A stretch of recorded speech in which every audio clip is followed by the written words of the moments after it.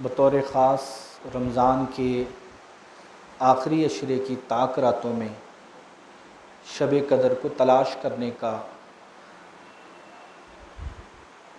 حکم حضور پاک صلی اللہ علیہ وسلم نے جو ارشاد فرمایا ہے، کثرت کے ساتھ وہ روایتیں ملتی ہیں۔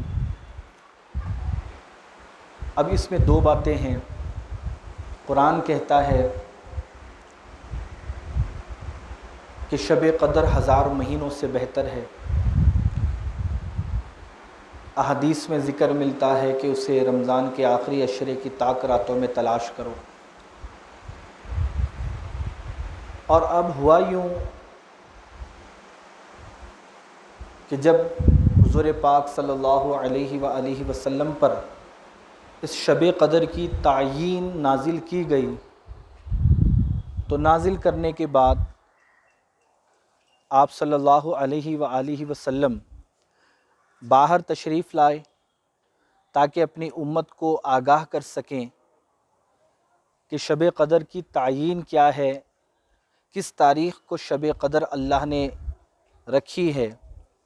لیکن آپ جو ہی باہر تشریف لاتے ہیں اور آپ دیکھتے ہیں کہ دو مسلمان آپس میں جھگڑ رہے ہیں، لڑ رہے ہیں، لہٰذا یہ دیکھنے کے بعد حضور پاک صلی اللہ علیہ وسلم نے فرمایا کہ میں باہر آیا تھا تاکہ تمہیں وہ رات جو 1000 مہینوں سے افضل و اعلیٰ ہے، کہ جس میں بندہ ایک رات عبادت کر کے 1000 مہینوں سے زیادہ اجر و ثواب بھی پا سکتا ہے اور اپنی مغفرت کا اور بخشش کا سامان بھی اکٹھا کر سکتا ہے، میں بتانے کے لیے آیا تھا۔ لیکن تمہارے آپسی جھگڑے کی وجہ سے اس شب کی تعیین کو مجھ سے اٹھا لیا گیا ہے، اور ممکن ہے کہ یہ شب قدر کی تاریخ کی جو تعیین ہے، وہ تعیین کا میرے ذہن سے اٹھا لیا جانا یہ تمہارے حق میں بہتر ہوگا۔ تو کیا ہوا؟ ایک تو یہ شب 1000 مہینوں سے بہتر، اس کی تعیین اللہ چاہتا تو بتا دیتا، لیکن اس تعیین کو چھپایا گیا۔ اس کی وجہ اللہ نے بیان فرمائی رسول اللہ کی زبان اطہر سے کہ دو مسلمان آپس میں لڑ رہے تھے، جھگڑ رہے تھے، اس لڑائی اور جھگڑے کی وجہ سے اس تعیین کو اٹھا لیا گیا۔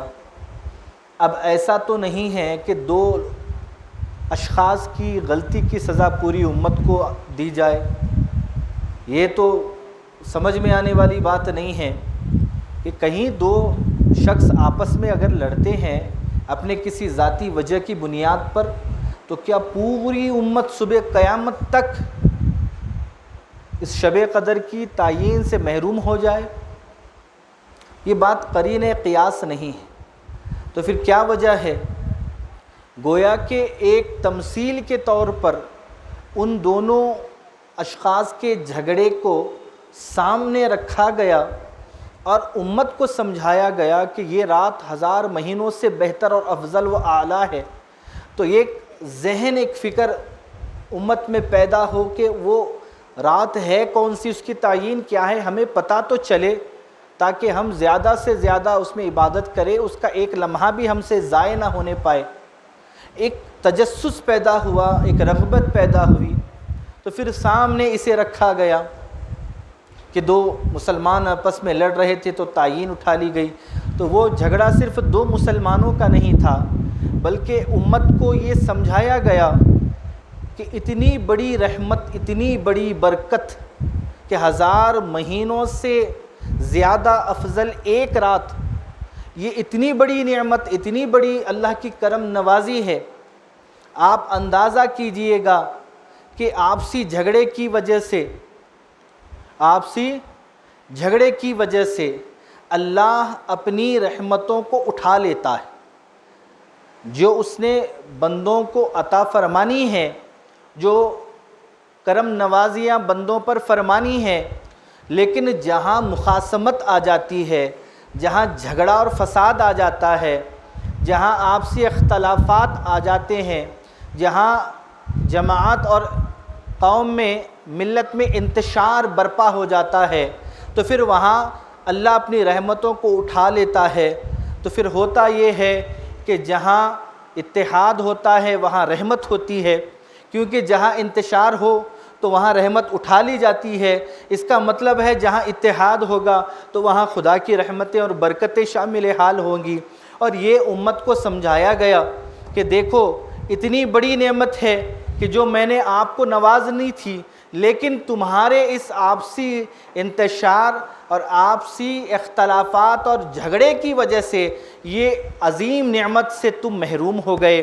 تو امت یہ سبق پکڑے، امت یہ نصیحت حاصل کرے کہ جب تک ہم متحد رہیں گے، جب تک ہم مل کر رہیں گے، جب تک ایک دوسرے کے تعلق سے ہمارے دلوں میں کجی کڑواہٹیں اور نفرتیں نہ ہوں گی، بلکہ محبت اور پیار ہوگا، اخلاص ہوگا، تو اللہ کی رحمتیں اترتی رہیں گی۔ لیکن جب تمہارے دلوں میں آپسی انتشار پیدا ہو جائے گا، تمہارے صفوں میں اختلاف پیدا ہو جائے گا، تمہارے دلوں میں ایک دوسرے کے تعلق سے کڑواہٹیں اور نفرتیں کا بیج بویا جائے گا، اور تم اپنے اندر اس کڑواہٹوں کو، اس نفرتوں کو پالو گے، پروان چڑھاؤ گے، تو پھر خدا اپنی رحمتیں یوں ہی ہٹایا کرے گا اور تمہیں اپنی رحمتوں اور برکتوں سے، اپنی کرم نوازیوں سے یوں ہی محروم کرتا رہے گا۔ عزیزان ملت اسلامیہ، یہ بڑی غور طلب بات ہے اور سمجھنے والی بات ہے کہ یہ باقاعدہ ایک پریکٹیکلی طریقے سے امت کو یہ سمجھایا اور دکھایا گیا، دیکھو یہ رحمت سلب ہوئی کیوں؟ تمہارے جھگڑے کی وجہ سے۔ اور آج وہی کچھ ہم دیکھتے ہیں کہ جس قدر یہ زمین ہم پر تنگ کی جا رہی ہے، جس قدر حالات تنگ کیے جا رہے ہیں۔ عزیزان ملت اسلامیہ، میں اس موضوع پر اختتام میں آؤں گا، پہلے اس اہم مدعے کو میں مکمل کر لوں۔ ایک تو یہ مسئلہ سمجھانا تھا کہ جہاں جھگڑا، فساد، اختلاف، انتشار، دشمنیاں ہوتی ہیں وہاں خدا کی رحمتیں اٹھا لی جاتی ہیں۔ جہاں رحمتیں اٹھا لی جاتی ہیں وہاں بس آزمائشیں اور پریشانیاں ہوتی ہیں۔